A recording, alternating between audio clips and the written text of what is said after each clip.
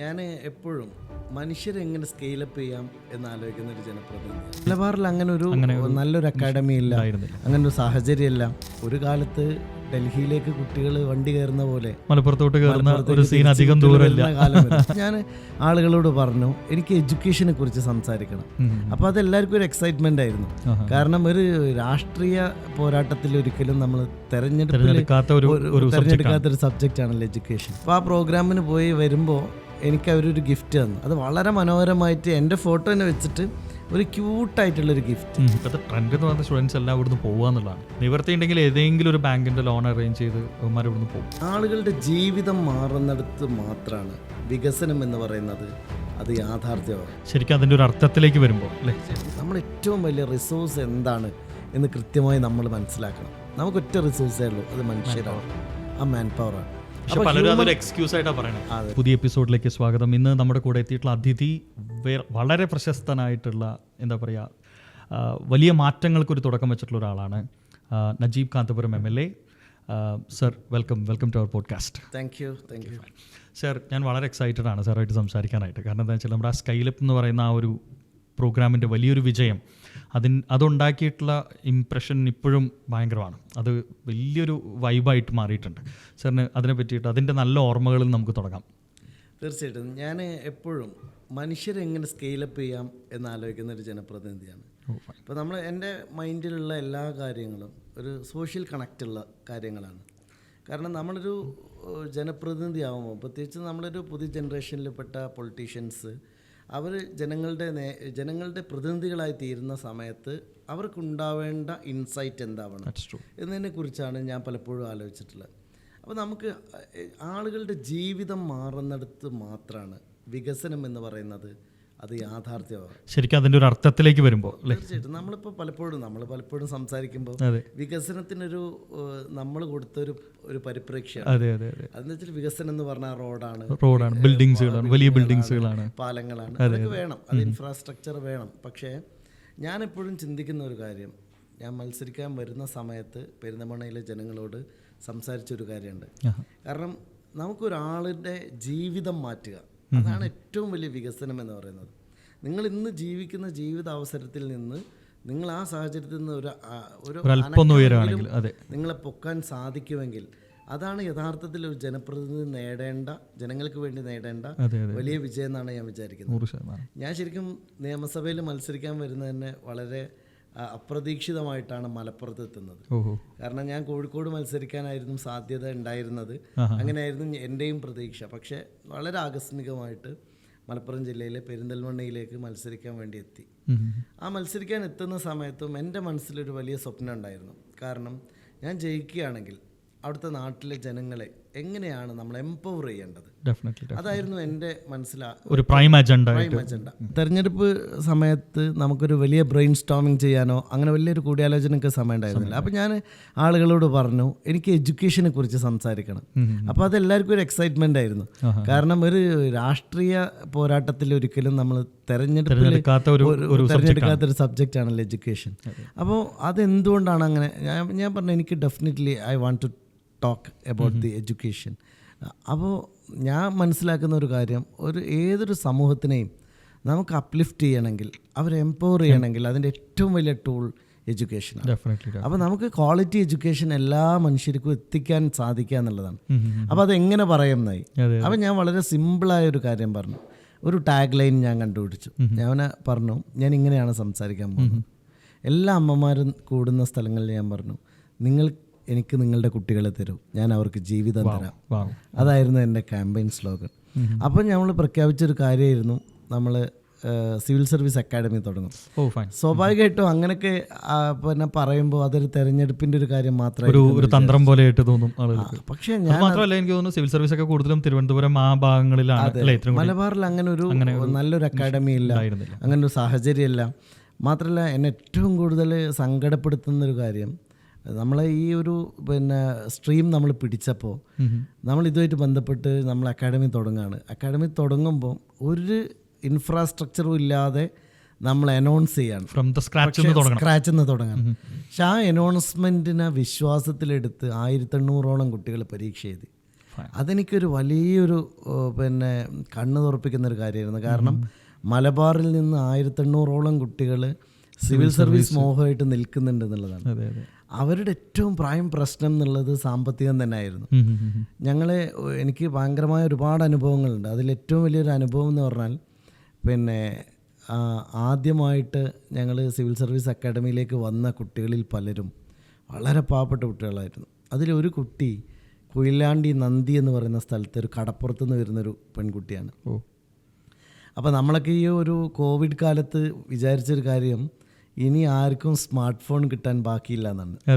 കാരണം സ്കൂളുകളും MLA-മാരും എല്ലാവരും കൊടുത്തു. പക്ഷേ ഈ കുട്ടി പിന്നെ ജോയിൻ ചെയ്ത സമയത്ത് ഈ കുട്ടിക്ക് ഇതുവരെ സ്മാർട്ട് ഫോൺ ഉപയോഗിച്ചിട്ടില്ല. അതെനിക്കൊരു വല്ലാത്തൊരു വേദന ഉണ്ടാക്കിയൊരു കാര്യമായിരുന്നു. അങ്ങനെ ആ കുട്ടി ആദ്യമായിട്ട് നമ്മളെ അക്കാഡമിയിൽ വന്നാണ് ഒരു സ്മാർട്ട് ഫോൺ ഗിഫ്റ്റ് ചെയ്യുന്നത്. ഞങ്ങൾ ഗിഫ്റ്റ് ചെയ്തു. അപ്പോൾ ആ ഗിഫ്റ്റ് ചെയ്ത് ആ കുട്ടി എഴുതിയൊരു കുറിപ്പുണ്ടായിരുന്നു. അപ്പോൾ നമ്മളെ സംബന്ധിച്ചിടത്തോളം ഒരു ജനപ്രതിനിധി എന്ന നിലക്ക് ജീവിതത്തിൽ കിട്ടുന്ന ഏറ്റവും വലിയ അവാർഡുകൾ ഒരു പക്ഷേ അനുഭവങ്ങളായിരിക്കും. എനിക്ക് തോന്നുന്നത് ഞാൻ ഈ സിവിൽ സർവീസ് അക്കാഡമി തുടങ്ങിയതിന് ശേഷം എൻ്റെ ജീവിതത്തിൽ കിട്ടിയ ഏറ്റവും വലിയ റെപ്യൂട്ടേഷനായിട്ടാണ് ഞാൻ ആ കുട്ടിയുടെ കത്ത് കാണുന്നത്. അപ്പോൾ അങ്ങനത്തെ ഒരുപാട് അനുഭവങ്ങൾ. ഇതിനുള്ള ഫണ്ടും കാര്യങ്ങളൊക്കെ ഇത് ശരിക്കും പറഞ്ഞാൽ നമ്മളെ സംബന്ധിച്ചിടത്തോളം 23 ലക്ഷം രൂപ ഇപ്പോൾ മന്ത്ലി നമുക്ക് എക്സ്പെൻസ് ഉണ്ട്. പക്ഷേ ഈ സ്ഥാപനം റൺ ചെയ്യാൻ സ്ഥാപനത്തിൻ്റെ പേര് Hydarali Shihab Thangal academy four civil services, ക്രിയ എന്നാണ് നമ്മളെ പ്രോജക്റ്റിൻ്റെ പേര്. ആ ക്രിയ പ്രോജക്റ്റിൻ്റെ ഈ അക്കാഡമി ക്രിയ പ്രോജക്റ്റിൻ്റെ ഒരു ഭാഗം മാത്രമാണ്. ഇത് പെരിന്തൽമണ്ണയിലാണ്. ഇപ്പോൾ ഒരു വലിയ ബിൽഡിങ് നേരത്തെ ഞങ്ങൾ ഒരു സ്ഥലം 70 സെൻറ്റ് സ്ഥലം ഒരു സൊസൈറ്റി അവിടുന്ന് ഞങ്ങൾക്ക് സൗജന്യമായി തരുന്നു. അവിടുന്ന് പിന്നെ ബിൽഡിങ്ങിലേക്ക് പോകുന്നു. അത് കഴിഞ്ഞ് പിന്നീട് ഞങ്ങളൊരു സ്ഥലം കൂടി എടുക്കുന്നു. അങ്ങനെ 250 കുട്ടികളിലേക്ക് പോകുന്നു. റെസിഡൻഷ്യലാണ്, കംപ്ലീറ്റ് റെസിഡൻഷ്യലാണ്. ഇപ്പം ശരിക്കും പറഞ്ഞാൽ ഡൽഹിയിൽ അക്കാഡമികളിൽ പോലും ഒരു ചർച്ചയാവുന്ന അക്കാഡമിയായി മലബാറിൽ കൊണ്ടുവരാൻ പറ്റി. അതിലേറ്റവും പ്രധാനപ്പെട്ട കാര്യം എന്ന് പറയുന്നത് ഈ ഞങ്ങൾ തുടങ്ങിയ വർഷം 100 കുട്ടികളാണ് വരുന്നത്. ആ 100 കുട്ടികൾക്കിടയിൽ നിന്ന് 9 കുട്ടികൾ ഫസ്റ്റ് ഇയറിൽ പ്രിലിംസ് ക്രാക്ക് ചെയ്യാണ്. അത് ഈ ഇന്ത്യയിലെ മൊത്തം നാഷണൽ ആവറേജ് എന്ന് പറഞ്ഞാൽ 1% ആണ് സക്സസ് റേറ്റ് ഉണ്ടാവാറുള്ളത്. 14 ലക്ഷം കുട്ടികൾ എഴുതിയതിൽ 14,000 പേരാണ് പ്രിലിംസ് ക്രാക്ക്. അതിൽ 9 പേര് ഞങ്ങൾക്ക് കൊടുക്കാൻ കഴിഞ്ഞു എന്നുള്ളതാണ് ആദ്യത്തെ അച്ചീവ്മെൻറ്റ്. അത് കഴിഞ്ഞ് കുട്ടികൾ മെയിൻസിലേക്ക് എത്തി. 3 പേര് മെയിൻസും ക്രാക്ക് ചെയ്തു. അത് കഴിഞ്ഞ് ഇപ്പോൾ 3 പേര് ഇൻ്റർവ്യൂ കൊടുത്ത് നിൽക്കുകയാണ്. ഞങ്ങൾ നല്ല റിസൾട്ട് പ്രതീക്ഷിക്കുന്നുണ്ട്. അപ്പോൾ ഇതെല്ലാം ഓൾ ഓഫ് എ സഡൻ സംഭവിച്ചു എന്നുള്ളത്. കുട്ടികൾക്ക് അവിടെ പഠിക്കാൻ ഫീസോ കാര്യങ്ങളോ ഒന്നുമില്ല, എല്ലാം ഫ്രീ. 100 കുട്ടികൾക്ക് കംപ്ലീറ്റ്ലി ഫ്രീ ആണ്. ആ സമയത്ത് രണ്ടാമത്തെ വർഷം വന്നപ്പം പല ആളുകളും അക്കാഡമിയെക്കുറിച്ച് അറിഞ്ഞു. ആളുകൾ വല്ലാതെ വരാൻ തുടങ്ങി. അപ്പോൾ നമ്മളെ സംബന്ധിച്ചിടത്തോളം ഞങ്ങൾ ആദ്യമേ തീരുമാനിച്ചൊരു കാര്യമുണ്ട്, മെറിറ്റ് അല്ലാതെ മറ്റൊരു തരത്തിലുള്ള ഒന്നുമില്ല, ഒരു റെക്കമെൻഡേഷൻ. കാരണം റിസൾട്ട് പ്രൊഡ്യൂസ് ചെയ്യണമെങ്കിൽ കുട്ടികളുടെ ക്വാളിറ്റി കോംപ്രമൈസ് ചെയ്യണം. പക്ഷെ അതിലെന്താണ് ഏറ്റവും പാവപ്പെട്ട കുട്ടികൾക്കാണ് ഞങ്ങൾ മുൻഗണന കൊടുക്കും. ഈ മാർക്കിൽ വരുന്ന മെറിറ്റും നോക്കും, അതിൽ ഏറ്റവും പാവപ്പെട്ട. ഇപ്പോൾ ഇരിട്ടിയിൽ നിന്ന് ഒരു കുട്ടി വന്നിട്ടുണ്ടായിരുന്നു. ആ കുട്ടിയുടെ പെരിന്തൽമണ്ണയ്ക്ക് പുറത്തുനിന്ന് ആളുകൾ വരാം. മാത്രമല്ല, തൃശ്ശൂർ മുതൽ കാസർഗോഡ് വരെയുള്ള 7 ജില്ലകളിൽ നിന്നുള്ള കുട്ടികളാണ് അവിടെ പഠിക്കുന്നത്. ഇപ്പം ഞാൻ ഇത് തുടങ്ങുന്ന സമയത്ത് ഞാൻ പറഞ്ഞു, പിന്നെ ഒരു കാലത്ത് ഡൽഹിയിലേക്ക് കുട്ടികൾ വണ്ടി കയറുന്ന പോലെ മലപ്പുറത്തോട്ട് കയറുന്ന ഒരു സീൻ അധികം ദൂരമില്ല. കാലം അതൊരു വർഷം കൊണ്ട് സംഭവിച്ചു. ഇന്ന് ഈ രണ്ടാമത്തെ ഇയറിൽ എത്തിയപ്പോൾ 30% സ്റ്റുഡൻസും ഡൽഹിയിൽ നിന്നാണ്. കാരണം മീൻസ് ഡൽഹിയിൽ JNUവിൽ പഠിച്ച കുട്ടികൾ, DUവിൽ പഠിച്ച കുട്ടികൾ, അലിഗഡിൽ പഠിച്ച കുട്ടികൾ, അതുപോലെ സെൻട്രൽ യൂണിവേഴ്സിറ്റികളിൽ പഠിച്ച കുട്ടികൾ, IITകളിൽ പഠിച്ച കുട്ടികൾ, അങ്ങനെ ഇപ്പോൾ 250 കുട്ടികളിലേക്ക് പോയി. അപ്പോൾ 250 കുട്ടികളിലേക്ക് പോകുമ്പോൾ നമ്മൾ ഇൻഫ്രാസ്ട്രക്ചർ ഡെവലപ്പ് ചെയ്യേണ്ടി വന്നു. ആദ്യത്തെ 100 റാങ്കിലെ കുട്ടികൾക്ക് സമ്പൂർണ്ണമായിട്ടും സൗജന്യമാക്കി. അടുത്ത 150 കുട്ടികൾ അവർ ഫീസിൻ്റെ ടോട്ടൽ ഫീസിൻ്റെ 30% അവർ പേ ചെയ്യണം. അവർക്ക് വേണ്ടി 70% ഞങ്ങൾ സ്പോൺസേഴ്സ് കൊടുക്കും. അപ്പോൾ അത് ഭയങ്കര രസമുള്ളൊരു അനുഭവമാണ്. കാരണം ഇരിട്ടിയിൽ പിന്നെ ഏഞ്ചൽ അന്ന ജോയ് എന്ന് പറഞ്ഞിട്ടൊരു കുട്ടി ഉണ്ടായിരുന്നു. ആ കുട്ടിയുടെ വീട് ശരിക്കും പറഞ്ഞാൽ ഇരിട്ടിയിലെ ഒരു കുഗ്രാമത്തിലാണ്. അപ്പോൾ അവിടുന്ന് ഒരു കനത്ത മഴക്കാലത്താണ്, ഒരു ജൂലൈയിലാണ് നമ്മൾ എക്സാം നടക്കുന്നത്. അപ്പോൾ ആ എക്സാമിന് വേണ്ടി ഈ കുട്ടി തലേന്ന് ബസ് കയറിയിട്ട് വരികയാണ്. വളരെ പാവപ്പെട്ട കുടുംബത്തിലുള്ള കുട്ടിയാണ്. അപ്പോൾ ആ കുട്ടി ശരിക്കും പറഞ്ഞാൽ ഒരു വർഷത്തെ നമ്മൾ എക്സ്പീരിയൻസിന് ശേഷം അവർ ആ എക്സ്പീരിയൻസ് ഷെയർ ചെയ്യുന്നൊരു സ്റ്റോറി ഉണ്ട്. അത് ശരിക്കും പറഞ്ഞാൽ നമ്മളെ ഭയങ്കര ടച്ചിങ് ആയിട്ടുള്ളൊരു കാര്യമാണ്. ഈ അക്കാഡമിയിൽ എത്തുന്നതും അവിടുന്ന് ഒരു വർഷം കൊണ്ട് ആ കുട്ടീൻ്റെ ലൈഫ് സ്റ്റൈൽ മാത്രമല്ല, ആ കുട്ടീൻ്റെ അപ്രോച്ചുകളെല്ലാം മാറുന്നു. അപ്പോൾ ശരിക്കും സിവിൽ സർവീസ് എന്ന് പറയുന്നത് ഒരു ശരിക്കും പറഞ്ഞാൽ ഒരു ടണലാണത്. ആ ടണലിലൂടെ മനുഷ്യൻ യാത്ര ചെയ്യുമ്പോൾ അവരറിയാതെ വരുന്ന ഒരു ആന്തരികമായ പരിവർത്തനമുണ്ട്. ആ കുട്ടി അത് വളരെ മനോഹരമായിട്ട് അവതരിപ്പിക്കുന്നുണ്ടായിരുന്നു. ശരിക്കും പറഞ്ഞാൽ എങ്ങനെയാണ് നമ്മളൊരു കുട്ടികൾക്കിടയിൽ ഇപ്പം നമുക്ക് എങ്ങനെ കേരളത്തിൽ നിന്ന് ഇതെല്ലാം സംഭവിക്കുമോ സാധ്യമാവോ എന്നുള്ളത്. ഞങ്ങൾക്ക് 3 ചലഞ്ചായിരുന്നു ഉണ്ടായിരുന്നത്. ഒന്ന്, നമുക്ക് ഇത്ര കുട്ടികളെ മലബാറിൽ നിന്ന് കിട്ടുമോ, അത് കുട്ടികൾ എങ്ങനെ അക്സെപ്റ്റ് ചെയ്യും എന്നുള്ളത്, ഇത്ര കുട്ടികൾ വരുമോ എന്നുള്ളത്. അത് ഞങ്ങൾ പരീക്ഷ അനൗൺസ് ചെയ്തപ്പോൾ കെട്ടിടം പോലും ഇല്ലാതെ പരീക്ഷ അനൗൺസ് ചെയ്യുന്നത്. ആ സമയത്ത് 1800 കുട്ടികൾ പരീക്ഷ എഴുതി ഞങ്ങളെ ഞെട്ടിച്ചു. രണ്ടാമത്, ഈ ഇത്ര വലിയ അക്കാഡമീഷ്യൻസ് നമുക്ക് പെരിന്തൽമണ്ണ പോലത്തെ ഒരു സിറ്റിയിലേക്ക് വരുമോ എന്നുള്ളതായിരുന്നു. അതും ആളുകൾ പ്രതീക്ഷയേക്കാളും അപ്പുറം ഞങ്ങൾ എന്താ ചെയ്തത് വെച്ചാൽ ഏതെങ്കിലും ഒരു അക്കാഡമിയായിട്ട് ടൈപ്പ് ചെയ്യുന്നതിന് പകരം ഇപ്പോൾ ഇന്ന് കേരളത്തിലുള്ള പല അക്കാഡമിയിലെയും കാര്യം ഏതെങ്കിലും ഒരു അക്കാഡമി ആയിട്ട് അവരുടെ ഒരു ബ്രാഞ്ച് പോലെ ചെയ്യാം. പക്ഷെ ഞങ്ങൾ ചെയ്തത് എല്ലാ അക്കാഡമിയിലെയും ഏറ്റവും ബെസ്റ്റ് ആയിട്ടുള്ള ടാലൻറ്റഡ് ആയ ഫാക്കൽറ്റീനെ ഞങ്ങൾ എടുത്തു. ഇപ്പോൾ ഞങ്ങളെ CEO ആയിട്ട് വർക്ക് ചെയ്യുന്നത് നീരജ് നച്ചികേത എന്ന് പറഞ്ഞ ഒരു വളരെ പ്രഗത്ഭനായിട്ടുള്ള ഒരു അധ്യാപകനാണ്.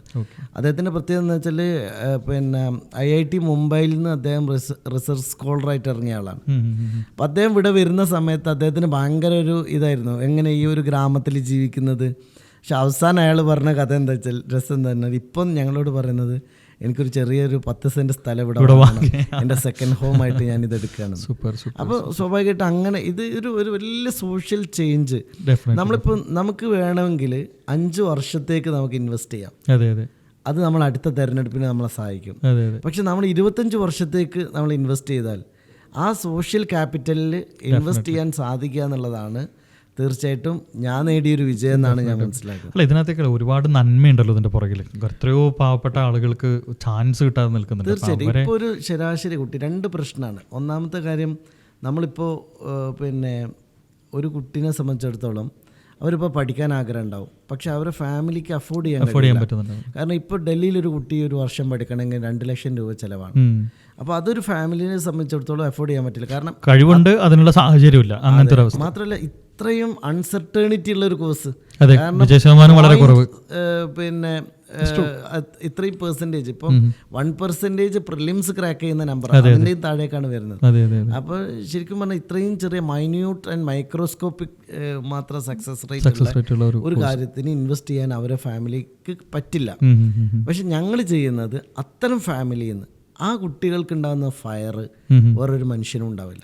ഇപ്പം ഞങ്ങൾ അവിടെ പഠിക്കുന്ന ഓരോ കുട്ടിക്കും എന്തുണ്ട്, ജീവിതം ജയിച്ച് കാണിക്കണം എന്നുള്ളൊരു വാശിയുണ്ട്. സപ്പോർട്ട് ചെയ്യാൻ നിങ്ങളെപ്പോലുള്ള ആളുകളുണ്ട്.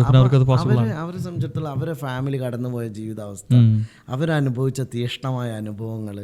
ഇപ്പം ഞാനെപ്പോഴും കുട്ടികളോട് പറയും, ഇപ്പം ഞാൻ ഈ നന്ദിയിലെ കുട്ടി ഉൾപ്പെടെയുള്ള കുട്ടികളോട് പറയും, നിങ്ങൾ സ്വപ്നം കാണേണ്ടത് ഇപ്പം നിങ്ങളുടെ ഒരു കടപ്പുറത്തെ ഒരു ചെറിയ കൂരക്ക് മുമ്പിൽ ഒരു സബ് കളക്ടറുടെ കാറ് വന്ന് നിൽക്കുന്ന ദിവസമാണ്. അപ്പോൾ ആ സ്വപ്നം അവർക്ക് കൊടുക്കുന്ന ഒരു ഫയറുണ്ട്. ആ ഫയറാണ് ഞങ്ങളുടെ റിസൾട്ട്. അതിപ്പോൾ നമ്മുടെ റീസെൻ്റ്ലി നമ്മുടെ തൃശ്ശൂർ കളക്ടർ കൃഷ്ണതേജയുടെ ഒരു സ്പീച്ച് ഉണ്ടായിരുന്നു. അദ്ദേഹം വന്ന വഴികളും അദ്ദേഹം അനുഭവിച്ച പ്രശ്നങ്ങളും അദ്ദേഹത്തിൻ്റെ പ്രശ്നങ്ങൾ തിരിച്ചറിയാൻ അയാൾക്ക് ഹെൽപ്പായ കാര്യങ്ങളൊക്കെ കൂടിയിട്ട്. ഇപ്പോൾ പെരിന്തൽമണ്ണ, ഇപ്പോൾ ഞാൻ പറയുമ്പം പെരിന്തൽമണ്ണ ഇപ്പോൾ ഒരു കളക്ടർ വന്നു, സബ് കളക്ടർ വന്നു. അദ്ദേഹത്തിന് അദ്ദേഹത്തിൻ്റെ ജീവിതം ഭയങ്കര രസമുള്ള ജീവിതമായിരുന്നു. അദ്ദേഹത്തിന് സംസാരിക്കാൻ കഴിയില്ല, കേൾവിയില്ല. അങ്ങനെ ഒരു ഉള്ളൊരു വ്യക്തിയായിരുന്നു. അപ്പോൾ അദ്ദേഹം NIT-യിൽ ഭയങ്കരമായ മാർക്കോട് കൂടി ജയിച്ചു. പക്ഷെ ഒരു കോർപ്പറേറ്റ് കമ്പനിയും അയാളെ ഇൻ്റർവ്യൂവിന് എടുത്തില്ല. അപ്പം അയാളൊരു ചലഞ്ചായിട്ട് പറഞ്ഞു, നിങ്ങളെല്ലാം ഭരിക്കുന്ന ഒരു കളക്ടർ ഞാനാവുന്നു. അയാളെ ആംബിഷൻ, അയാളെ ഒരു അത്ര വലിയൊരു പിന്നെ എന്താ പറയുക ഭയങ്കരമായിട്ടുള്ള ഇതിൻ്റെ വിൽ പവറിൽ കൃഷ്ണതേജയും ഇതുപോലെ പറഞ്ഞു. കൃഷ്ണതേജ ഇതുവരെ കണ്ടിട്ടുള്ള ഏറ്റവും വലിയ ഒരു തസ്തിക എന്ന് പറയുന്നത് തഹസിൽദാറാണ്. അപ്പോൾ തഹസിൽദാറിന്റെ മുകളിലോട്ടുള്ള ഒരാളാവുക എന്നുള്ളത് അറിഞ്ഞപ്പോഴാണ് അദ്ദേഹത്തിന്. മനുഷ്യനെ സംബന്ധിച്ചിടത്തോളം മനുഷ്യൻ്റെ ഏറ്റവും പ്രധാനപ്പെട്ട കാര്യം എന്ന് പറയുന്നത് മനുഷ്യന് വിൽ പവർ ഉണ്ടെങ്കിൽ ഏത് പൊസിഷനിലും മനുഷ്യൻ എത്താൻ സാധിക്കുന്നില്ല. അതിൻ്റെ കഠിനാധ്വാനം, അതിൻ്റെ dedication, there is no short cut for victory എന്നുള്ളതാണ്. നമ്മൾ കഠിനാധ്വാനം ചെയ്താലും ഉണ്ടാവും. ഇതന്നെയാണ് സ്കെയിലപ്പിലും ഞങ്ങൾ ആലോചിച്ചൊരു കാര്യം. ഇപ്പം നേരത്തെ ഇപ്പോൾ പറഞ്ഞത് പൂർണ്ണമായിട്ടും വിദ്യാർത്ഥികളെ ബാധിക്കുന്നതാണെങ്കിൽ ഇതിപ്പോൾ ബിസിനസ്സുകാർക്കായിരിക്കും. ഞങ്ങൾ എന്ത് ചെയ്തു വെച്ചാൽ ഞാൻ തന്നെ പറഞ്ഞത് ഹൗ ടു എംപവർ പീപ്പിൾ.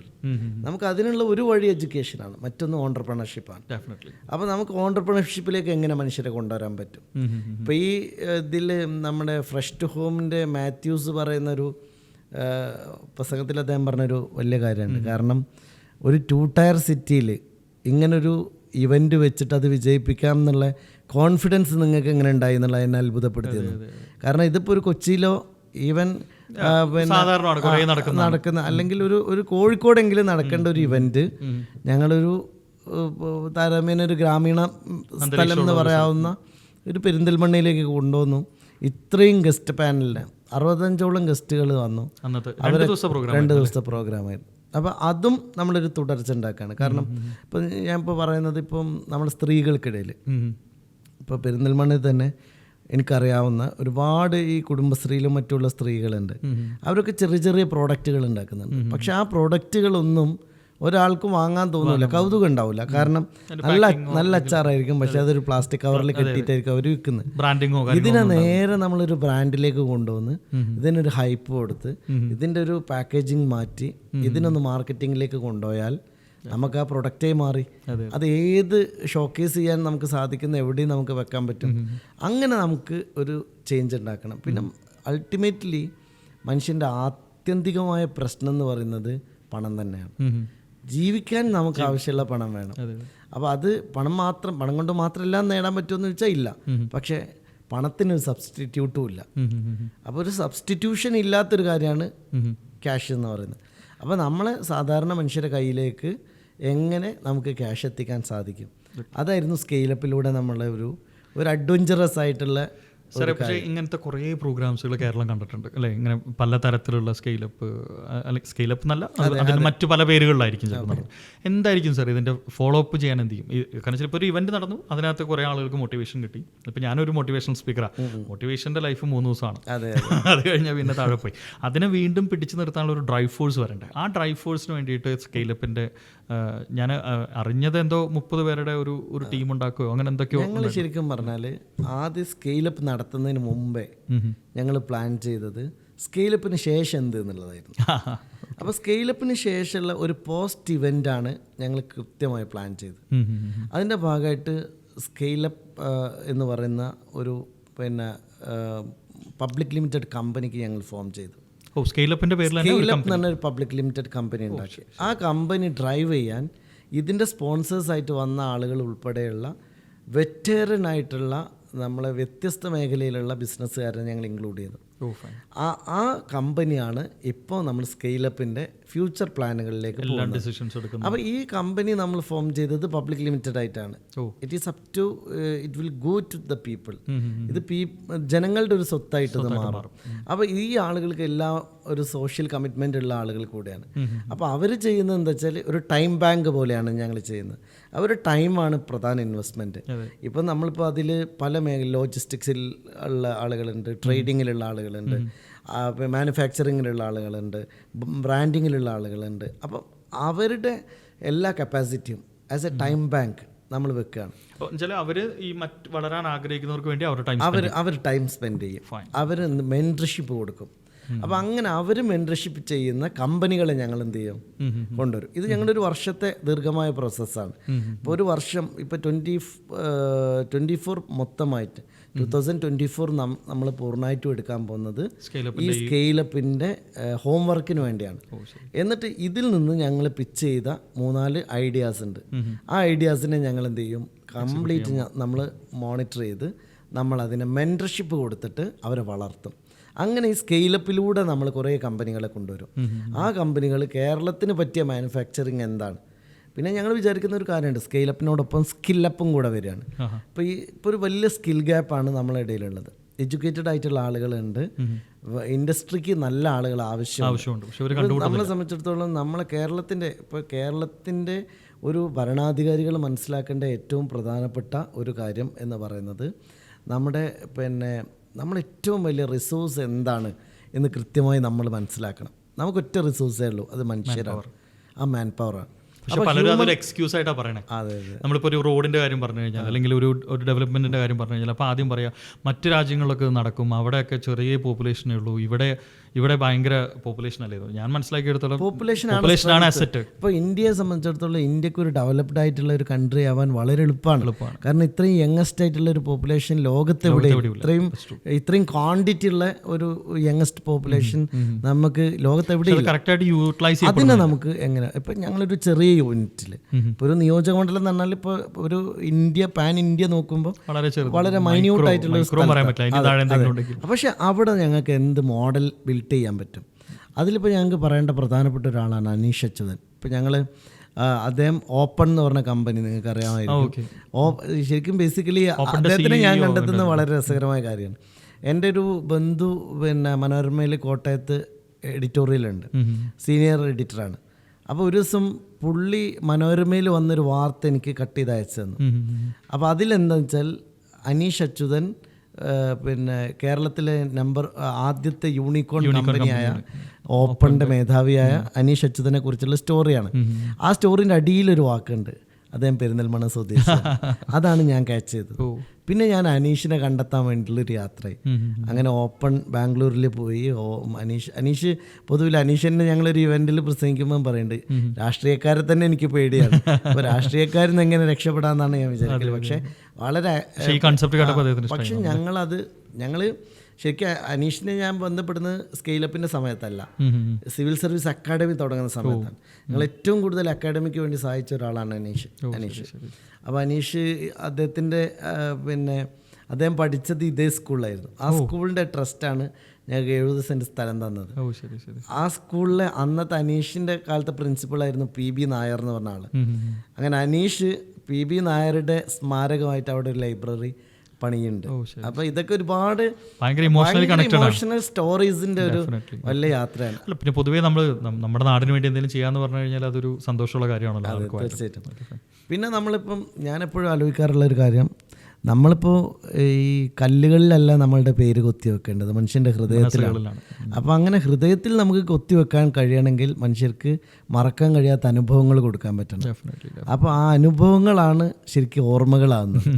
അപ്പോൾ നമ്മളിങ്ങനെ അനുഭവങ്ങൾ കൊടുത്തോണ്ടേ ഇരിക്കുക. അപ്പോൾ ഒരു ജനപ്രതിനിധി നിലക്ക് ഞാനത് ഭയങ്കരമായിട്ട് എൻജോയ് ചെയ്യുന്നുണ്ട്. അപ്പോൾ എനിക്കിതൊരു പാഷനാണ്. ഇപ്പം ചിലർക്കൊരു പക്ഷേ ബൈ മിസ്റ്റേക്ക് അവർ വന്ന വഴിയായിരിക്കാം രാഷ്ട്രീയം, പക്ഷെ ഞാൻ തിരഞ്ഞെടുത്ത് വന്ന വഴിയാണ് രാഷ്ട്രീയം. കാരണം ഞാൻ എൻ്റെ ജീവിതത്തിലെ ഏറ്റവും കൊച്ചുകുട്ടിയായിരുന്നപ്പോൾ സമയത്ത് തന്നെയുള്ള എൻ്റെ സ്വപ്ന നേതാവാകുക. അപ്പോൾ അങ്ങനെ എൻ്റെ ഒരു യാത്ര തന്നെ അങ്ങനെയാണ്. സാർ, ഇപ്പം നമ്മൾ എൻ്റർപ്രനേഴ്സിൻ്റെ കാര്യങ്ങൾ പറഞ്ഞു, സ്റ്റുഡൻസിൻ്റെ കാര്യങ്ങൾ പറഞ്ഞു. പക്ഷേ ഇപ്പോഴത്തെ ട്രെൻഡ് എന്ന് പറയുന്നത് സ്റ്റുഡൻസ് എല്ലാം ഇവിടുന്ന് പോകുക എന്നുള്ളതാണ് അല്ലേ. ഇപ്പോൾ ഇവിടെ നിവർത്തിയുണ്ടെങ്കിൽ ഏതെങ്കിലും ഒരു ബാങ്കിൻ്റെ ലോൺ അറേഞ്ച് ചെയ്ത് അവന്മാർ ഇവിടുന്ന് പോകും. അപ്പം ആ ടൈപ്പ് ഓഫ് ആളുകൾക്ക് സാറിന് കൊടുക്കാനുള്ള ഒരു മെസ്സേജ് എന്തായിരിക്കും? നിങ്ങൾ ഒരിക്കലും രാജ്യം വിടരുത് എന്നാണ് എൻ്റെ അഭിപ്രായം. കാരണം നമ്മളെ ഒരു നാട് പോലെ പൊട്ടൻഷ്യലുള്ള, ഇപ്പോൾ ലോകത്തെ എല്ലാ കമ്പനികളും ടാർഗറ്റ് ചെയ്യുന്ന മാർക്കറ്റാണ് ഇന്ത്യ. അപ്പോൾ നിങ്ങൾ എന്ത് മാനുഫാക്ചർ ചെയ്താലും നിങ്ങൾക്ക് വിൽക്കാൻ മാത്രം ഒരു സാധനം പോലും നമ്മൾ എന്ത് ചെയ്യേണ്ടതില്ല, നമ്മൾ എക്സ്പോർട്ട് ചെയ്യേണ്ടതില്ല. ഇന്ത്യ എന്ന് പറയും, ഇപ്പോൾ ഇന്ത്യയിലെ 130 കോടി മനുഷ്യന്മാരുണ്ട്. ഒരു കുർക്കുറു ഒരാൾ വിറ്റാൽ തന്നെ 130 കോടി കുർക്കുറു വിൽക്കാൻ മാത്രമുള്ള സ്പേസ് ഇന്ത്യയിലുണ്ട്. അപ്പോൾ അത്രയും വലിയ പൊട്ടൻഷ്യലുള്ള ഒരു മാർക്കറ്റിനെ വിട്ടാണ് നമ്മൾ പോകുന്നത്. പിന്നെ നമ്മളെപ്പോലത്തെ ഇപ്പോൾ കേരളം പോലെയുള്ള, കേരളം ശരിക്കും പറഞ്ഞാൽ ഒരു വലിയ നഗരമാണ്. അപ്പോൾ കേരളം പോലെ ഒരു സ്ഥലത്ത് ശരിക്കും നമുക്കൊരു മിതശീതോഷ്ണ മേഖല എന്ന് പറയാവുന്ന വലിയ കൊടും തണുപ്പും കൊടും ചൂടും ഇല്ല. ഇപ്പോൾ പറഞ്ഞൂടാ, കൊടും ചൂടിലേക്ക് വരുന്നുണ്ട്. അല്ല, പക്ഷേ എങ്കിൽ പോലും പറഞ്ഞ പോയിന്റ് വളരെ ശരിയാണ്. കാരണം വെച്ചാൽ ഈ അമേരിക്കയിലൊക്കെ ഒരു കൾച്ചർ ഉണ്ട്, വുഡ്സിൽ താമസിക്കാൻ പറയും. വുഡ്സിൽ താമസിക്കാന്ന് വെച്ചാൽ ഈ കാടുകളിൽ പോയിട്ട് കാടുകളുടെ തീരങ്ങളിൽ ചെറിയൊരു മാൻഷനൊക്കെ പണിത് അവിടെ താമസിക്കുന്നത്. അത് അവിടുത്തെ ഏറ്റവും റിച്ച് ആയിട്ടുള്ള ആളുകൾക്ക് മാത്രം പറ്റുന്ന ഒരു കാര്യമാണ്. സാധാരണക്കാരന് ചിന്തിക്കാൻ പോലും കഴിയില്ല. ഇപ്പോൾ വുഡ്സിൽ താമസിക്കാന്ന് അവർ പറയും. ഇവിടെ നമ്മൾ താമസിക്കുന്നത് വുഡ്സിലാണ്. അപ്പം നമ്മുടെ മൊത്തം എടുക്കുകയാണെങ്കിൽ നമ്മുടെ കേരളത്തിലെ മലയോര മേഖലകളും അല്ലെങ്കിൽ തീരദേശം ഒക്കെ നോക്കിയാലും വളരെ കുറച്ച് ദൂരമേ ഉള്ളൂ. അത് കഴിഞ്ഞാൽ ബാക്കിയൊക്കെ കാടാണ്. അപ്പോൾ ഞാൻ എൻ്റെ കൂടെ വർക്ക് ചെയ്തിരുന്ന ഒരു ആൾ ഇതിൻ്റെ മാപ്പും കാര്യങ്ങളൊക്കെ നോക്കിയിട്ട് പറഞ്ഞു, നിങ്ങളൊക്കെ വുഡ്സിൽ താമസിക്കുന്ന ആളുകളാണ്, ഭയങ്കര റിച്ച് ആണോ നിങ്ങളൊക്കെ എന്നുള്ള. അപ്പോൾ നമുക്ക് നമ്മുടെ ആളുകൾക്ക് നമ്മുടെ നാടിൻ്റെ വില അറിയില്ലെന്ന് തോന്നുന്നു. അതാണ് അവിടെയാണ് ഈ പ്രശ്നം. അതിലിപ്പോൾ നിങ്ങൾ പറഞ്ഞ പോലെയുള്ള ഒരു പ്രധാന കാര്യം എന്ന് വെച്ചാൽ എനിക്ക് തോന്നുന്നത് നമ്മൾ കേരളത്തിന് എന്താണ് ചെയ്യേണ്ടത്, അത് ഞാൻ നേരത്തെ സംസാരിച്ചു തുടങ്ങിയത്. നമ്മൾ ഹ്യൂമൻ റിസോഴ്സാണ് നമ്മളുടെ ഏറ്റവും വലിയ പൊട്ടൻഷ്യൽ നമ്മൾ തിരിച്ചറിയണം. എന്നിട്ട് വിദേശ നാണ്യം ഇങ്ങോട്ട് കൊണ്ടുവരാൻ നമുക്ക് വളരെ എളുപ്പമാണ്. ഇപ്പോൾ ഇത് ഇപ്പോൾ എല്ലാം വർക്ക് അറ്റ് ഹോമിലേക്ക് പോകാം. അപ്പോൾ വർക്ക് ഫ്രം ഹോം എന്ന് പറയുന്ന ഒരു കോൺസെപ്റ്റായിട്ട് കേരളത്തെ മാറ്റണം. ഇപ്പോൾ കേരളം വലിയ മൾട്ടിനാഷണൽ കോർപ്പറേറ്റ് കമ്പനികൾക്ക് വേണ്ടി, വലിയ MNC കമ്പനികൾക്ക് വേണ്ടി കേരളം ഒരു വർക്ക് ഫ്രം ഹോം ആക്കി മാറ്റണം. അപ്പോൾ നമ്മൾ വർക്ക് ചെയ്യേണ്ടത് ഡോളറിൽ ശമ്പളം കിട്ടുന്ന കമ്പനികൾക്ക് വേണ്ടിയാകണം. അപ്പോൾ ആ ഡോളർ ഇങ്ങോട്ട് കൊണ്ടുവരാൻ പറ്റും. നമ്മൾ ഈ രാജ്യം വിട്ടു പോകേണ്ടതില്ല. അതിലേക്ക് നമ്മൾ പ്രത്യേകിച്ച് ഇപ്പോൾ എന്ന് വെച്ചാൽ ഇപ്പോൾ യൂറോപ്പിൽ പോയി ജോലി ചെയ്യുന്ന ഒരാൾക്ക് എന്ത് സിവിയറായിട്ടുള്ള തണുപ്പിലും എത്ര വലിയ ക്ലൈമറ്റിലുമാണ് അവർ വർക്ക് ചെയ്യേണ്ടി വരുന്നത്. അതിനേക്കാൾ എത്രയോ സുഖം നമ്മളെ നാട്ടിൽ ജീവിക്കാനാണ്.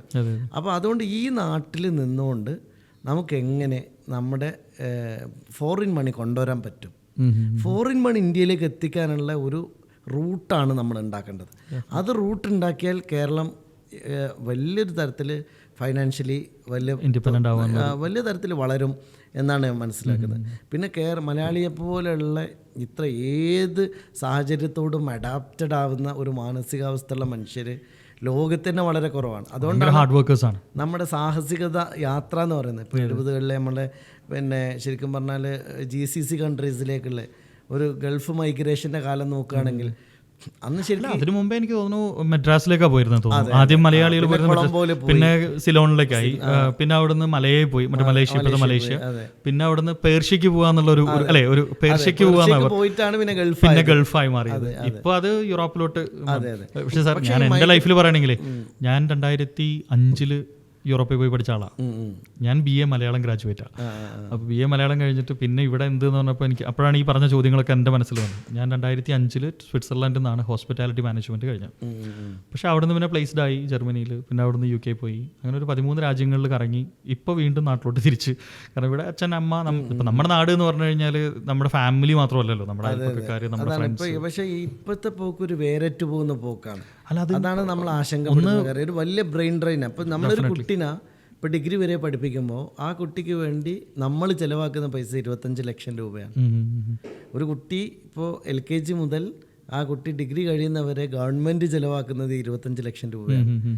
ആ 25 ലക്ഷം രൂപേൻ്റെ ഒരു കുട്ടീനെയാണ് നമ്മൾ ആർക്ക് കാനഡയ്ക്ക് ഫ്രീ ആയിട്ട് കൊടുക്കുന്നത്. അപ്പോൾ എത്രയും വലിയ ബ്രെയിൻ ഡ്രെയിൻ ആണ് നടക്കുന്നത്. അത് വൃത്തിയായിട്ട് അവർ എഴുതിയിട്ടുണ്ടല്ലോ, ഡിമാൻഡഡ് സ്കിൽ ലിസ്റ്റ് എന്ന് പറഞ്ഞൊരു സാധനം ഉണ്ട് അവിടെ. അപ്പോൾ ആ സ്കില്ലുള്ള ആളുകളെ അവർക്കും ആവശ്യമുള്ളൂ, അല്ലാത്തവനെ അവർക്ക് വേണ്ടല്ലോ. ആളെ കിട്ടാത്ത പ്രശ്നമൊന്നുമല്ല അവിടെ. അപ്പം ഞാൻ മനസ്സിലാക്കിയെടുത്തോളം അതിന് നമുക്ക് സ്കെയിലപ്പ് എത്രത്തോളം നമുക്ക് യൂട്ടിലൈസ് ചെയ്യാൻ പറ്റും. നമ്മൾ അതിലേറ്റവും പ്രധാനപ്പെട്ട ഒരു മേഖല നമ്മൾ തിരഞ്ഞെടുത്തതാണ് സ്കിൽ അപ്പ് എന്ന് പറയുന്നത്. ഈ ഗ്യാപ്പിനെ നമുക്ക് എങ്ങനെ നമ്മുടെ യങ്സ്റ്റേഴ്സിന്റെ സ്കിൽ ആവശ്യമുള്ള ആളുകളെ നമുക്ക് എങ്ങനെ മോൾഡ് ചെയ്ത് കൊടുക്കാൻ പറ്റും. അപ്പോൾ ആളുകൾക്ക് ഓൾറെഡി എക്സലൻ്റ് ആയ ആളുകളുണ്ട്, അവർക്ക് ഈ ഇൻഡസ്ട്രിക്ക് വേണ്ട സ്കില്ല്. ഇപ്പോൾ ഞങ്ങൾ പ്രത്യേകിച്ച് ഇപ്പം ഓപ്പണ് ഒരു വർഷം 600 സ്റ്റാഫിനെ വേണം. അപ്പോൾ അവർക്ക് ഇപ്പോൾ ട്രെയിൻ ചെയ്യണമെങ്കിൽ വലിയ കോസ്റ്റ്ലിയാണ്. എന്നാൽ നമ്മൾ അവർക്ക് വേണ്ടി അവർ ആ റിക്വയർമെൻറ്റ് വെച്ചിട്ട് നമ്മൾ കസ്റ്റമൈസ്ഡ് ആയിട്ടുള്ളൊരു സ്കിൽ പ്ലാൻ ഉണ്ടാക്കും. എന്നിട്ട് നമ്മൾ അവർക്ക് കൊടുക്കും. ഇങ്ങനെ പല കമ്പനികൾക്കും ആവശ്യമുണ്ട്. ഞങ്ങൾ പ്രൊജക്റ്റ് വരാൻ പോകുന്നത് അതാണ്. രണ്ടാമത്തത്, നമുക്ക് പല കമ്പനികൾക്കും കേരളത്തിൽ ബാക്ക് ഓഫീസ് ആവശ്യമുണ്ട്. ആ ബാക്ക് ഓഫീസ് ഞങ്ങൾ നടത്തി കൊടുക്കും. അങ്ങനെ ഒരു വലിയൊരു പ്ലാനിലേക്കാണ് നമ്മളൊരു 2 വർഷത്തെ ഒരു പ്ലാൻ ഉണ്ടാക്കിക്കൊണ്ടിരിക്കുന്നത്. അതായത് ഈ യൂറോപ്യൻ രാജ്യങ്ങൾ പറഞ്ഞപ്പോഴേ UK നമുക്ക് ഈ ജോബ് സെൻറ്റർ പ്ലസ് എന്ന് പറഞ്ഞിട്ടുള്ള ഒരു കോൺസെപ്റ്റ് തന്നെ അവിടെയുണ്ട്. നമുക്കിപ്പം ഞാനൊരു റെസ്റ്റോറൻറ്റ് നടത്തുവാണ്. ആ റെസ്റ്റോറൻറ്റ് നടത്തുന്ന സമയത്ത് എൻ്റെ ഒരു വെയിറ്റർ ഇന്ന് ഒരു നോട്ടീസും ഇല്ലാതെ ഇന്ന് രാവിലെ വിളിച്ച് പറയുന്നു, ഇന്ന് എനിക്ക് വരാൻ കഴിയില്ല. നമ്മുടെ നാട്ടിൽ എപ്പോഴും സ്ഥിരം നടക്കുന്ന ഒരു സാധനം, ഞാനും ഇന്ന് അനുഭവിച്ചിട്ടിരിക്കുക, എൻ്റെ സ്റ്റാഫ് ഇന്ന് ലീവാണ്. ഈ സമയത്ത് നമ്മളവിടെ സ്റ്റക്കാണ്. അതെ. പക്ഷെ അതേ സമയത്ത് യൂറോപ്യൻ രാജ്യങ്ങൾ, ഈ പറഞ്ഞ രാജ്യങ്ങളാണെങ്കിൽ ഇവർ ഏജൻസി സ്റ്റാഫിന് എടുക്കും. ഇവർ നേരെ വിളിക്കുന്ന ജോബ് സെൻറ്റർ പ്ലസിലേക്കോ അല്ലെങ്കിൽ അതുപോലുള്ള ഏജൻസിയിലേക്കോ ആണ്. ആ ഏജൻസികളിൽ ഈ സെയിം തസ്തികയിലുള്ള ആളുകൾ രജിസ്റ്റർ ചെയ്ത് വെച്ചിട്ടുണ്ടാവും. അപ്പോൾ അവർക്ക് ഇത്ര കിലോമീറ്ററിൻ്റെ ഉള്ളിൽ നിന്ന് അവർ പറഞ്ഞിട്ടുണ്ടാവും, മേ ബി 10 കിലോമീറ്റേഴ്സ് റേഡിയസിനകത്തുള്ള ജോലികൾ. അപ്പം ആ സമയത്ത് വളരെ ഈസി ആയിട്ട് അതൊരു കമ്പ്യൂട്ടറിൻ്റെ സഹായത്തോടെ ഈ പറയുന്ന ഇപ്പം വെയിറ്ററാണ് വേണ്ടത്, എനിക്കൊരു 3 വർഷം എക്സ്പീരിയൻസ് ഉള്ള ഒരു വെയിറ്ററാണ് വേണ്ടതെന്ന് വെച്ചെങ്കിൽ ആ ആളെ നമുക്ക് കോൺടാക്ട് ചെയ്യാനുള്ള ലിസ്റ്റ് വന്നു. അപ്പോൾ ഈ ബാങ്കിൽ, ഈ പറയുന്ന ജോബ് ബാങ്കിനകത്ത് ഇഷ്ടം പോലെ ആളുകളുടെ പേരുണ്ടാവും. അവിടേക്ക് കോൾ പോവും, ഓട്ടോമാറ്റിക്കലി ടെലികോൾ പോവും, അല്ലെങ്കിൽ മെസ്സേജ് പോവും. നമ്മൾ ആ സാധനം പിക്ക് ചെയ്ത് കഴിഞ്ഞാൽ ഡെഫിനറ്റ്ലി എനിക്ക് സ്റ്റാഫായി. അപ്പോൾ അവിടെ വരുന്നത് എന്താണെന്ന് വെച്ചാൽ ഓട്ടോമാറ്റിക്കലി ഈ ഒരു സിസ്റ്റം വിൽ ഡു എവറിത്തിങ്. നമ്മൾ വേണ്ടി പിന്നെ എനിക്ക് തോന്നുന്നൊരു കാര്യം, ഇന്ന് എല്ലാ കാര്യവും ടെക്നോളജിനോട് കണക്റ്റഡ് ആണ്. ഇപ്പോൾ നമുക്ക് എന്തൊരു കാര്യത്തിനെ മാറ്റണമെങ്കിലും, ഇപ്പോൾ എഡ്യൂക്കേഷനിലാവട്ടെ, സർവീസ് സെക്ടറിലാവട്ടെ, നമ്മൾ മാനുഫാക്ചറിങ്ങിൽ, നമുക്ക് എല്ലാം ടെക്നോളജിനെ കണക്ട് ചെയ്യണം. അപ്പോൾ ഇനി ഒരു പുതിയ കാലത്തെ മനുഷ്യൻ്റെ ജീവിതത്തിന് തന്നെ നമ്മൾ ടെക്നോളജി കണക്ട് ചെയ്ത് കൊടുക്കുക എന്നുള്ളതാണ് നമ്മളിപ്പോൾ ചെയ്യേണ്ട ഒരു വലിയ ജോലി എന്ന് പറയുന്നത്. അപ്പോൾ അതുകൂടി ഞങ്ങളുടെ ഒരു പ്ലാൻ്റെ അകത്ത് സംഭവിക്കാൻ. IAS അക്കാഡമിയോട് ചേർന്ന് തന്നെയാണോ ഈ സ്കില്ലപ്പും വരാൻ? അത് രണ്ട് എൻറ്റിറ്റി ആയിട്ടാണ് പോകുന്നത്. ഒന്ന് കംപ്ലീറ്റ്ലി ഫിലാന്ത്രോപ്പിക് ആണ്, മറ്റേത് കംപ്ലീറ്റ്ലി നമ്മളൊരു പബ്ലിക് ലിമിറ്റഡ് കമ്പനി ആയിട്ടും ഒരു വേറെ ഒരു മോഡലുമാണ് അത് പോകുന്നത്. അപ്പോൾ ഈ ബ്രെയിൻ ഡ്രെയിനിനെ പറ്റി സാർ സംസാരിച്ചപ്പം ഈ അത് തടയാൻ വേണ്ടി നമുക്കത് തടയാൻ കഴിയില്ല. ബ്രെയിൻ ഡ്രെയിൻ എന്ന് പറയുന്ന കാര്യം നമ്മൾ എന്ത് ചെയ്യണം എന്ന് വെച്ചാൽ, നമ്മളിപ്പോൾ ഈ കുട്ടികളോട് നിങ്ങൾ യൂറോപ്പിലേക്ക് പോകരുത്, മൈഗ്രേറ്റ് ചെയ്യരുത് എന്ന് പറഞ്ഞാൽ അത് ഒബ്വിയസ്ലി അവരൊരിക്കലും അതിന് അനുകൂലമല്ല, അവരുടെ മൈൻഡ് സെറ്റ് അങ്ങനെ ഇരിക്കാൻ. എന്നാൽ അവർക്ക് അതിനേക്കാൾ വലിയ ഓപ്പർച്യൂണിറ്റീസ് ആണ് നമ്മളിവിടെ ഉണ്ടാക്കേണ്ടത്. നമ്മൾ അവസരം ഇവിടെ ഉണ്ടാക്കി, അതെ, അവസരങ്ങൾ സൃഷ്ടിച്ചു കൊടുത്തുകൊണ്ട് മാത്രമേ അവരോട് നിങ്ങൾ ഇത് ഓപ്റ്റ് ചെയ്യുന്നോ എന്ന് ചോദിക്കാൻ നമുക്ക് പറ്റും. അപ്പോൾ നമ്മളിപ്പോൾ പ്ലാൻ ചെയ്യുന്നൊരു കാര്യം, നമ്മൾ ഓപ്പർച്യൂണിറ്റീസ് ബിൽഡപ്പ് ചെയ്യാണ്. എന്നിട്ട് കുട്ടികൾ ഓപ്റ്റ് ചെയ്യട്ടെ, ഞങ്ങൾക്ക് അവിടെ പോലാണോ നല്ലത്, ഇവിടെ വരലാണോ നല്ലത്, അതിലേക്ക് നമുക്ക് വരും, തീർച്ചയായിട്ടും വരാൻ. ഈ ഒരു സ്റ്റെപ്പ് കണ്ടെടുത്തോളം, കാരണം എല്ലാറ്റിനും തുടക്കം ഇങ്ങനെ തന്നെയല്ല. അതെ അതെ. പിന്നെ നമ്മളെ ഓൺട്രപ്രണേഴ്സ്, അവരും ഒരു വലിയ തോതിൽ നമ്മളെ നാട്ടിൽ ഇപ്പം നമ്മളൊരു മൈൻഡ് സെറ്റും നമ്മളെ ആറ്റിറ്റ്യൂഡും ഭയങ്കരമായി ചേഞ്ച് ചെയ്യേണ്ടതുണ്ട്. ഇപ്പോൾ ഒരു ഓൺട്രപ്രണർ പറഞ്ഞാൽ മൊത്തത്തിൽ ഒരു സാമൂഹ്യ വിരുദ്ധനായിട്ടാണ് മൊത്തം ആളുകൾ കാണുന്നത്. ഓൻ പൈസ ഉണ്ടാക്കാണ്, എന്ന നിലക്കുള്ള ഒരു മൈൻഡ് സെറ്റ് മലയാളി രൂപപ്പെടുത്തിയുണ്ട്. അത് നമുക്ക് പൊളിച്ചടക്കണം. ഓൺട്രപ്രണേഴ്സ് ആണ് നമ്മളെ നാടിൻ്റെ ജീവവായു എന്ന് പറയുന്നത്. ഓൺട്രപ്രണേഴ്സ് ഇല്ലെങ്കിൽ ഒരു നാടില്ല. ശരിക്കും പറഞ്ഞാൽ ഒരു ഓൺട്രപ്രണർക്ക് അയാളെ കുറച്ചും കൂടെ നമുക്ക് എന്ത് ചെയ്യാൻ പറ്റണം, അയാൾക്കൊരു വളരെ ഹെൽത്തി ആയിട്ടുള്ള ഒരു അറ്റ്മോസ്ഫിയർ കൂടി നമ്മൾ ഉണ്ടാക്കി കൊടുക്കണം. ഇപ്പോൾ ഞങ്ങൾ ഈ ഇവൻറ്റുകൾ, പ്രോഗ്രാംസ്, അതിലെല്ലാം ഓൺട്രപ്രണേഴ്സ് ഞങ്ങളുടെ കൂടെ സപ്പോർട്ട് ചെയ്ത് വരുന്നത് അവർ കേവലം അവർക്കൊരു ബ്രാൻഡിങ്ങിനോ അല്ലെങ്കിൽ അവർക്കൊരു ബിസിനസ് കോൺസെപ്റ്റിൽ അവർക്കൊരു അച്ചീവ് ചെയ്യാൻ മാത്രമല്ല, പകരം അവർ ഇതൊരു വലിയൊരു സോഷ്യൽ കോസാണ്, അത് ഞങ്ങളും കൂടെ ഭാഗമാകേണ്ടതാണ് എന്ന് വിചാരിച്ച് വരുന്നതാണ്. അല്ല, 100%. കാരണം അവർക്ക് ഫണ്ട് ഉണ്ടാവും, സഫീഷ്യൻറ്റ് ഫണ്ട് ഉണ്ടാവും, അവർക്ക് CSR ആക്ടിവിറ്റീസുകൾ ഉണ്ടാവും. അപ്പോൾ അതായിട്ട് തന്നെ അവർക്ക് ഒരുപാട് കാര്യങ്ങൾ നമുക്ക് കോൺട്രിബ്യൂട്ട് ചെയ്യാൻ പറ്റുമല്ലോ. നമ്മളൊരു സ്കെയിലപ്പ് ഇവൻറ്റ് നടന്നപ്പോൾ ഞങ്ങളതിൻ്റെ എല്ലാ നുക്ക് ആൻഡ് കോർണറിലും ശ്രദ്ധിച്ചു. ഞങ്ങളൊരു ചെറിയ പാർട്ട് പോലും ശ്രദ്ധിച്ചു. അപ്പോൾ പെരിന്തൽമണ്ണയിൽ ഇതുപോലെ ഇതൊക്കെ വളരെ കോയിൻസൈഡായിട്ട് വന്നതാണ്. ഒരു പ്രോഗ്രാമിന് പോയി. ആ പ്രോഗ്രാമിന് പോയപ്പം അതൊരു ഷീ കണക്റ്റ് എന്ന് പറഞ്ഞിട്ട് ഒരു സ്ത്രീകളുടെ ഒരു കൂട്ടായ്മയായിരുന്നു. അപ്പോൾ ആ പ്രോഗ്രാമിന് പോയി വരുമ്പോൾ എനിക്ക് അവരൊരു ഗിഫ്റ്റ് തന്നു. അത് വളരെ മനോഹരമായിട്ട് എൻ്റെ ഫോട്ടോ തന്നെ വെച്ചിട്ട് ഒരു ക്യൂട്ടായിട്ടുള്ളൊരു ഗിഫ്റ്റ്, നമുക്ക് ടേബിളിൻ്റെ മേലേക്ക് വെക്കാവുന്ന ഒരു ഗിഫ്റ്റ്. അവ നോക്കുമ്പം അത് പെരുന്തമണ്ണയിലത്തെ ഒരു പെൺകുട്ടി പിന്നെ റെസിനാർട്ടിൽ ചെയ്തൊരു വർക്കാണ്. അപ്പോൾ ഹാൻഡ് മെയ്ഡാണ്. അപ്പോൾ ആ കുട്ടിയായിട്ട് ഞങ്ങൾ സംസാരിച്ചു. അങ്ങനെ സ്കെയിലപ്പ് വരുമ്പോൾ ആ കുട്ടിക്ക് തന്നെ വലിയൊരു അവസരം കൊടുത്തു. എങ്ങനെയാണ് റെസിനാർട്ടിൽ നമുക്ക് ഇങ്ങനെ കാര്യങ്ങൾ ഉണ്ടാക്കുക എന്നുള്ളത് അവൾ ഡെമോൺസ്ട്രേറ്റ് ചെയ്തു. അതോടൊപ്പം ഞങ്ങൾ വന്ന എല്ലാ ഗസ്റ്റുകൾക്കും ആ കുട്ടി റെസിനാർട്ട് ചെയ്ത് അവരുടെ ചിത്രം വെച്ച് ചെയ്ത മനോഹരമായിട്ടുള്ള ഒരു ഗിഫ്റ്റാണ് കൊടുത്തത്. അപ്പോൾ ഞാൻ പറയുന്നത് നമ്മളെ നാട്ടിലെ ഇപ്പോൾ ആ കുട്ടിക്ക് തന്നെ വല്ലാത്ത എക്സ്പോഷർ കിട്ടി. അവൾ KCBയിൽ വർക്ക് ചെയ്യുന്ന ഒരു സാധാരണ കുടുംബത്തിലൊരു പെൺകുട്ടിയാണ്. അവളിന്ന് വളരെ ശ്രദ്ധിക്കപ്പെടുന്ന, ലിങ്ക്ഡിനിൽ വളരെ കൂടുതൽ ആളുകൾ ഫോളോ ചെയ്യുന്ന ഒരു പെൺകുട്ടിയായിട്ട് ഒരൊറ്റ ദിവസം കൊണ്ട് മാറുകയാണ്. അപ്പോൾ അതാണ് നെറ്റ്വർക്ക് ബിൽഡിംഗ് നടക്കുകയാണ്. അത് ഈ ടെക്നോളജിൻ്റെ ഒരു കാലത്ത് നമുക്ക് ഉണ്ടാവുന്ന ഒരു സംഗതിയാണ്. അങ്ങനെ അവസരങ്ങൾ എല്ലാവർക്കും കൊടുക്കാനുള്ളൊരു ശ്രമമാണ് നമ്മൾ അവിടെ നടത്തുന്നത്. പിന്നെ പൊതുവെ നമുക്കിപ്പം ഇപ്പോൾ യങ്സ്റ്റേഴ്സിനോട് നമ്മൾ പറയാൻ പറ്റുന്ന ഒരു കാര്യം, ഒരിക്കലും നിരാശപ്പെടരുത് എന്നുള്ളതാണ്. അവസരങ്ങളുടെ 1000 വാതിലുള്ള ഒരു ലോകത്ത് നമ്മൾ ജീവിക്കുന്നത്. നമ്മളത് മുട്ടാൻ നമ്മൾ ആ വാതിലുകൾ തേടി പോവുക എന്നുള്ളത് മാത്രമാണ് പ്രധാനം. നമ്മൾ അന്വേഷിച്ചുകൊണ്ടേയിരിക്കണം. ഇപ്പോൾ ഇപ്പം നിങ്ങളെയോ എൻ്റെയോ കുട്ടിക്കാലത്തുള്ള പോലെയുള്ള ഒരു കാലമല്ല ഇത്. അത്രയും സ്പ്ലെൻഡിഡ് ഓഫ് ഓപ്പർച്യൂണിറ്റീസ് ആണ്. ഇപ്പോൾ നമുക്ക് ആർക്കും വീട്ടിലിരുന്ന് പൈസ ഉണ്ടാക്കാൻ പറ്റും. നമുക്കൊരു പോഡ്കാസ്റ്റ് ചെയ്ത് പൈസ ഉണ്ടാക്കാൻ പറ്റും, ഒരു യൂട്യൂബ് ചാനൽ തുടങ്ങി പൈസ ഉണ്ടാക്കാൻ പറ്റും, എല്ലാം നമുക്ക് ചെയ്യാൻ പറ്റും. ഇതൊക്കെ നമുക്ക് ഇപ്പം നമ്മൾ ലോകത്തിനോട് സംസാരിക്കാൻ നമ്മൾ എവിടെയും പോകേണ്ടതില്ല. അപ്പോൾ 1000 വാതിലുകൾ തുറന്നിട്ട കാലത്ത് ഒരാളും നിരാശപ്പെടേണ്ടതില്ല. നമ്മളെ അവസരം it will come our turn എന്നുള്ളൊരു കോൺഫിഡൻസോടുകൂടെ നമ്മൾ ആ ടേണിന് വേണ്ടി വെയിറ്റ് ചെയ്യണം. അതിന് ക്ഷമ വേണം. സർ, വുമൻ എംപവർമെന്റ് എന്നുള്ളൊരു കൺസെപ്റ്റ് ഇതുമായിട്ട് എന്തെങ്കിലും കണക്റ്റഡ് ആണോ? തീർച്ചയായിട്ടും. ഞങ്ങളിപ്പോൾ ഏറ്റവും പ്രധാനം, ഇപ്പോൾ നമ്മൾ സ്ത്രീകളുടെ കയ്യിൽ പണം എത്തിയാലേ ഒരു കുടുംബം സാറ്റിസ്ഫൈഡ് ആവുള്ളൂ. അപ്പോൾ ആ സ്ത്രീകളുടെ ഒരു എംപവർമെൻറ്റ് എന്നുള്ളത് നമ്മളൊരു സോഷ്യൽ ലൈഫിൽ ഇമ്പോർട്ടൻ്റ് ആയ കാര്യമാണ്. അവർക്കൊരു ഫൈനാൻഷ്യൽ സ്റ്റെബിലിറ്റി ഉണ്ടായാൽ അവരെ മാനസികാവസ്ഥ തന്നെ മാറും. ഇപ്പോൾ പലപ്പോഴും പ്രശ്നങ്ങൾ, ഈ പ്രശ്നങ്ങളുടെയൊക്കെ പ്രധാന കാരണം എന്താണ്? അവർക്ക് ഫൈനാൻഷ്യൽ സ്റ്റെബിലിറ്റി ഇല്ല എന്നുള്ളതാണ്. ആ ഡിപ്പെൻഡൻസി അവർക്ക് മാറണം, ഫൈനാൻഷ്യൽ സ്റ്റെബിലിറ്റിയിലേക്ക് അവർക്ക് വരാൻ കഴിയണം. അപ്പം തീർച്ചയായിട്ടും നമുക്ക് സ്ത്രീകൾക്കിടയിലേക്ക് നമുക്ക് ഒരുപാട് അവസരങ്ങൾ സ്ത്രീകൾക്ക് ഉണ്ടാക്കി കൊടുക്കാം. ഇപ്പം നമ്മൾ ഓരോരുത്തരുടെയും വീട്ടിൽ വെറുതെ ഇരിക്കുന്ന സ്ത്രീകൾ എന്ന് പറഞ്ഞാൽ പണ്ടത്തെ പോലെയുള്ള സ്ത്രീകളല്ല. They are professional, skilled and educated. അപ്പം നമ്മൾ അവർക്ക് വേണ്ടിയിട്ടുള്ള അവസരങ്ങൾ തുറന്നു കൊടുക്കാൻ എളുപ്പമാണ് ഇപ്പോൾ. കാരണം എന്ന് വെച്ചാൽ അവർ വെറുതെ ഇപ്പോൾ ഞങ്ങളിപ്പം തുടങ്ങാൻ പോണൊരു പുതിയ പ്രോജക്റ്റ് ഉണ്ട്, IAS ജൂനിയർ എന്ന് പറഞ്ഞിട്ട്. അപ്പോൾ അത് 8ാം ക്ലാസ് മുതൽ കാച്ച് ദം യങ് എന്നുള്ള ഒരു പ്രിൻസിപ്പലാണ്. അപ്പോൾ അതിൽ നമ്മളിപ്പോൾ കൊണ്ടുവരാൻ പോകുന്ന ഏറ്റവും പ്രധാനപ്പെട്ട കാര്യം, ഞങ്ങൾ പ്ലാൻ ചെയ്യുന്നത് നമ്മൾ ഡിഗ്രി പാസ്സായിട്ടുള്ള പെൺകുട്ടികളെ 100 കുട്ടികൾക്ക് ഒരു മെൻറ്റർ എന്നുള്ള നിലക്ക് വെക്കുകയാണ്. അപ്പോൾ അത് കംപ്ലീറ്റ് ഒരു വിമൺ എംപവർമെൻറ്റിൻ്റെ ഭാഗം കൂടിയായിട്ടാണ് ഞങ്ങൾ വെക്കാൻ പോകുന്നത്. അപ്പോൾ അവരൊരു ക്ലാസ് ടീച്ചർ പോലെ 100 കുട്ടികൾക്ക് ഒരു കുട്ടീനെ കിട്ടാൻ പോവാണ്. അപ്പോൾ ഇതിപ്പോൾ ഞങ്ങൾ സ്കെയിലപ്പ് നടന്നപ്പോൾ മലപ്പുറത്തെ കുറിച്ച് പറഞ്ഞൊരു കാര്യമായിരുന്നു. അപ്പോൾ അന്ന് മാത്യൂസ് പറഞ്ഞൊരു കാര്യമുണ്ട്. മാത്യു പറഞ്ഞു, അദ്ദേഹം സംസാരിച്ചിങ്ങനെ ഇറങ്ങുമ്പോൾ അടുത്തത് ഒരു വിമൺ സെഷനാണ് വരുന്നത്. ആ സെഷനിൽ കംപ്ലീറ്റ് പെൺകുട്ടികളുടെ അടിപൊളിയായിട്ടുള്ള ആ പ്രസൻറ്റേഷൻ കണ്ട് അദ്ദേഹം പോവാതെ അവിടെ ഇരുന്നു. അത് കഴിഞ്ഞ് സ്റ്റേജിലേക്ക് ഒന്നുകൂടി കയറിയിട്ട് പറഞ്ഞു, ഞാൻ മലപ്പുറത്തെക്കുറിച്ചും മലപ്പുറത്തെ പെൺകുട്ടികളെക്കുറിച്ചും കരുതിയിരുന്നത് തന്നെ എല്ലാം എന്നോട് ക്ഷമിക്കണം, ഞാൻ എൻ്റെ തെറ്റ് തിരുത്തുകയാണ്. ഇത്രയും ഔട്ട്സ്റ്റാൻഡിങ് ആയ പെൺകുട്ടികളുടെ നാടാണ് മലപ്പുറം എന്ന് ഞാൻ മനസ്സിലാക്കുമ്പോൾ എനിക്കൊരു അത്ഭുതം ഉണ്ടെന്ന് പറഞ്ഞു. അപ്പോൾ ശരിക്കും പറഞ്ഞാൽ ഇന്ന് ശരിക്കും പറഞ്ഞാൽ മലബാർ ഏരിയയിലെ ഒരു വലിയ തോതിലുള്ള ഒരു സോഷ്യൽ റിഫോർമേഷൻ നടക്കുന്നുണ്ട്. അത് വിമൺ എംപവർമെൻ്റ് ആണ്, വിമൺ പ്രൊഫഷണൽസിൻ്റെ ഒരു കടന്നുവരവാണ്.